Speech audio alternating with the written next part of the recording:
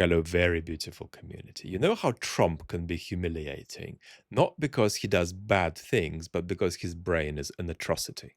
It's rather in that way that Putin's 4.5 hour end of year press conference was humiliating, because it was a display of a mind distorted and corrupted by years of unchecked and partly informalized power.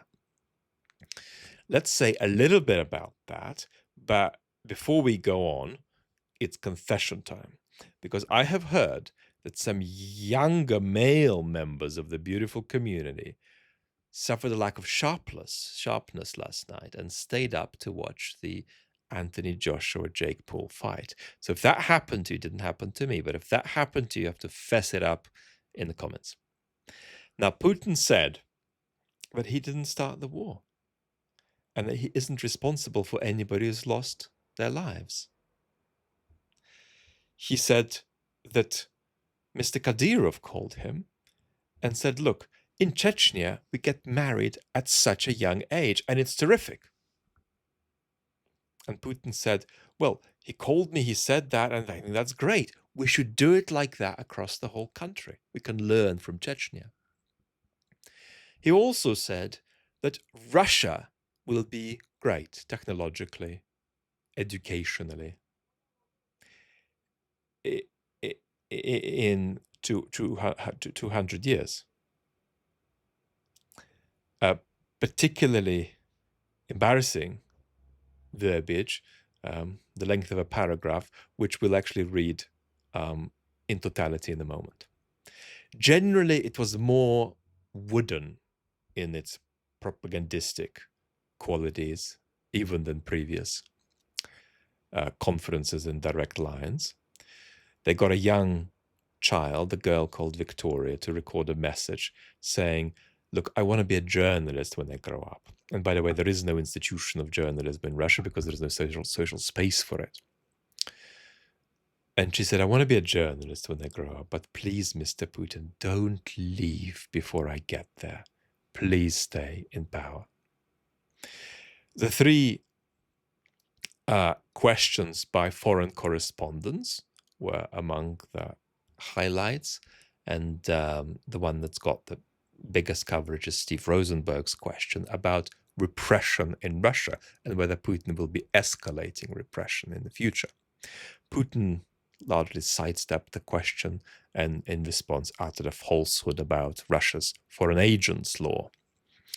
And the Russian commentator of the younger generation, Dmitry Kolyzev, who is wonderful, said that Putin didn't necessarily lie because it's possible that Putin recalls the initial version of that law, which didn't come with prison time, and confuses it with the latest one. I don't know if that's true, but if it were true, it would be even more lamentable because it would show a mind stuck and unable to update itself. A lie here would be a bit sharper. Are you ready to do the paragraph? Let's rock and roll with it. Our Bolshoi theater, Putin says, is 250 years old, so 200 years is not a very big period of time for Russia.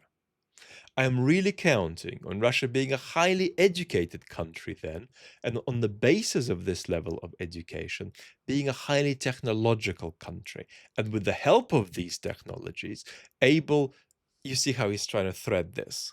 He's saying these generic generalities and threading one generic generality onto another. And being a highly technological country, and with the help of these technologies, able to go on resolving all the problems that stand before us in the realm of economics, healthcare, social politics, and live under conditions of peace and prosperity, and build relations with the rest of the international community based on respect. That and is a kind of cognitive drift that reveals that this entire paragraph is words stuck together for an audience you don't respect. And the appeal to the long run here is not political seriousness, but a kind of self-soothing, because you're just postponing responsibility beyond any kind of reasonable human horizon. I mean, it's unbelievable piss-taking to speak like that. Imagine if your politicians started saying, well, yes, we've got all of these challenges, but in 300 years, And so what this paragraph reverberates of is something that has been a disease Putin has caught years ago, but it's only getting worse. And that is that he's fundamentally bored with governance. He's not bored when it comes to questions of legacy. He's not bored when it comes to questions of survival, but he's bored with governance.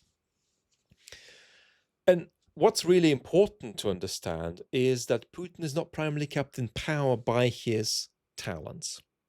He's kept in power by, first of all, the absence of politics in the country, and secondly, by the fact that Russia's strange and dysfunctional and appalling, but pliant and flexible and informalized and mafia-like political system has actually been less crippled than Putin's psyche. And so it's a hydra-like political system that with its pliancy is managing to contain the deformation of Putin's personality. That's the story. It's managing to contain a tyrant whose personality has deformed into mystical fantasies about history, into a complete lack of interest in governance, into kind of grandiosity and a repulsive self-admiration, and into, above all, a kind of total possession by persecutory anxiety and fears and phobias, which is the fundamental psychological motivation that drives Putin. This bizarre political system that is very, very difficult to describe is remarkable for its pliancy and its flexibility and its capacity to contain the deformed tyrant. Lots of love. Talk very soon.